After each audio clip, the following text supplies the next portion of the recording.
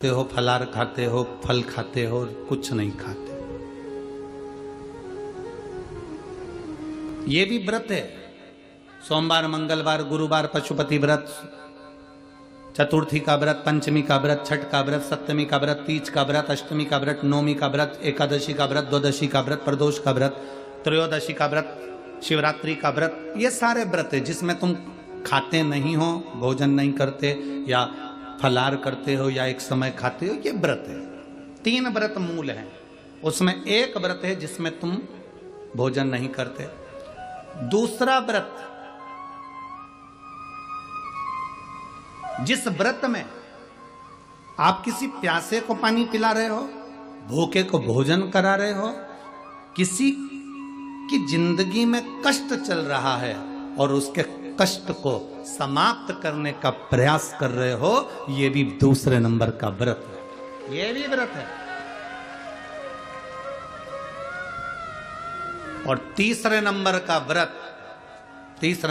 व्रत है, किसी के चेहरे पर आपके कारण स्माइल आ जाए, प्रसन्नता आ जाए।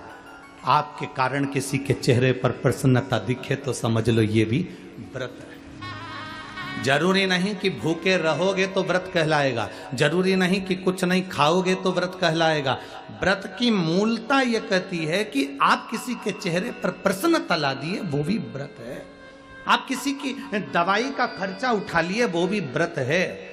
आप किसी पढ़ने वाले बच्चे के पास में पैसा नहीं, आपने उसका खर्चा उठा लिया, वो भी व्रत है। वो भी व्रत है।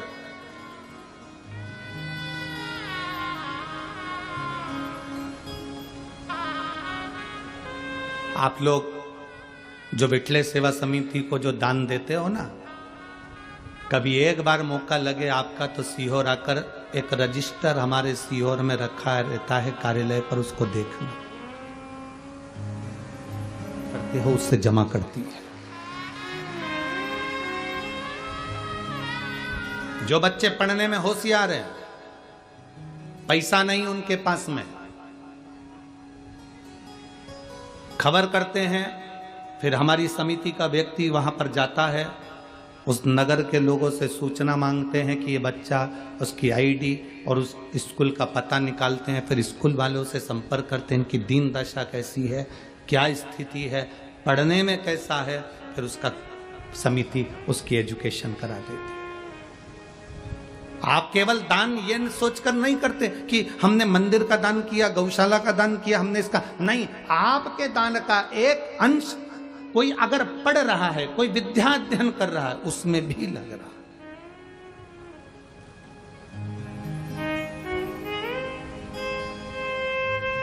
है। इसीलिए हम आप लोगों को बार बार कहते हैं कि आपने अगर 1 रुपया भी विठले सेवा समिति को दिया है, 3 दान करो तो 25 बार जाकर देखो। 3 दान कौन से? पहले नंबर पर कन्यादान।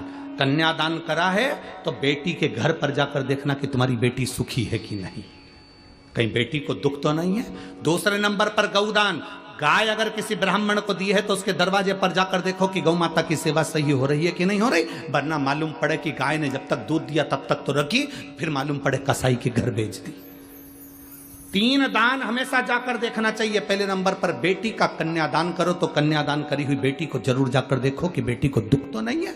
दूसरे नंबर पर गौदान। गौदान करने के बाद जाकर देखो कि गाय को सब व्यवस्था है कि नहीं, उसको चारा मिल रहा है कि नहीं, उसको पानी मिल रहा है कि नहीं मिल रहा। मालूम पड़े दूध के चक्कर में कोई लेकर चले गया, तुमने गौदान कर दी अपने दादा परदादा के नाम से, और मालूम पड़े गाय दुखी है तो हमको दुख होगा। तीसरे नंबर पर लक्ष्मी का दान। तुमने जो दान करा है पैसे का, 1 रुपया भी अगर समिति को या किसी को दिया है, वहां जाकर देखो कि तुम्हारा धन सही जगह लग रहा है कि नहीं लग रहा। हजारों लोग भोजन कर रहे हैं कि नहीं कर रहे हैं, वो सही स्थान पर लगा कि नहीं लगा। मालूम पड़े कटोरे में भिखारी ने पैसा लिया, शाम को जाकर मदिरा में लगा दिया, मांसाहार में लगा दिया, जुए में लगा दिया, वैश्यावृत्ति में लगा दिया, वो दान करने से कोई मतलब नहीं।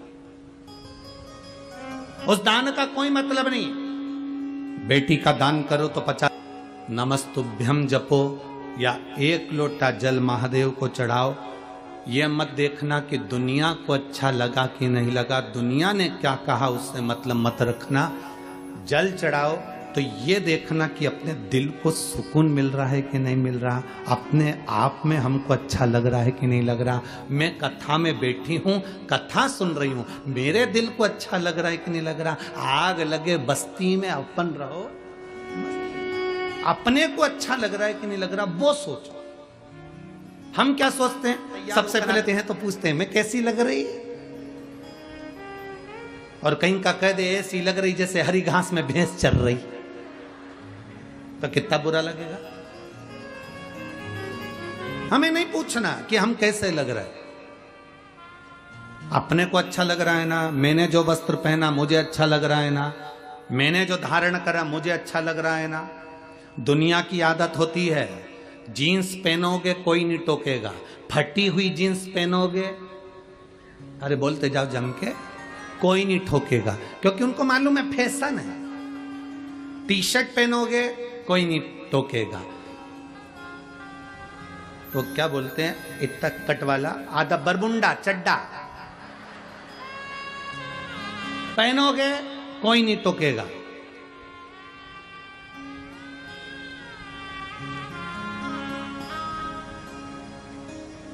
मुंह पे चाहे तुम कितना भी क्रीम पाउडर लगा लो, बोलते जाओ जम के, कोई नहीं टोकेगा। शॉपिंग मॉल में कितना घूम लो, कोई नहीं टोकेगा। पर एक दिन अगर तुमने धोती और कुर्ता और सिर पे चंदन, गले में रुद्राक्ष पहन लिया तो टोकेंगे, टोकेंगे। एक दिन तुमने अगर धोती कुर्ता पहना, सिर पे चंदन लगाया, गले में रुद्राक्ष की माला, तुलसी की माला, कंठी पहनी, तो लोग टोकना चालू कर देंगे, भगत जी, बाबा जी, महाराज जी।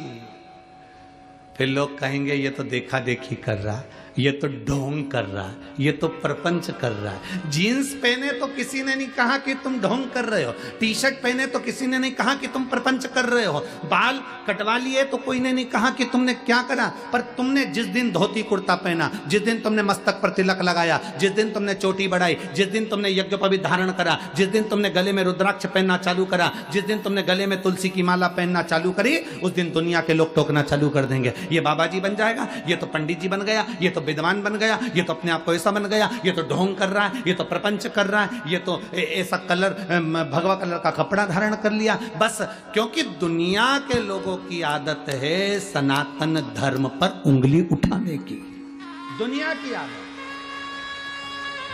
आप बेकार जगह जाओगे कोई नहीं टोकेगा, आप मदिरा की दुकान पर जाओगे कोई नहीं टोकेगा, आप गलत जगह पर बैठोगे कोई नहीं टोकेगा, अच्छी जगह पर बैठोगे टोकेंगे।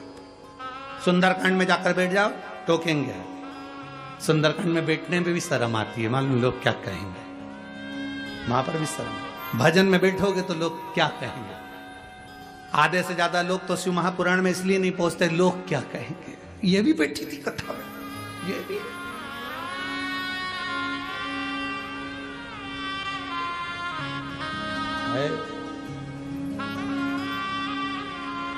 अरे भजन करो भरी जवानी, बुढ़ापा किसने देखा है। उसका स्मरण आपकी चित्त वृत्ति में रहना चाहिए, उसका स्मरण आपके मन में रहना चाहिए।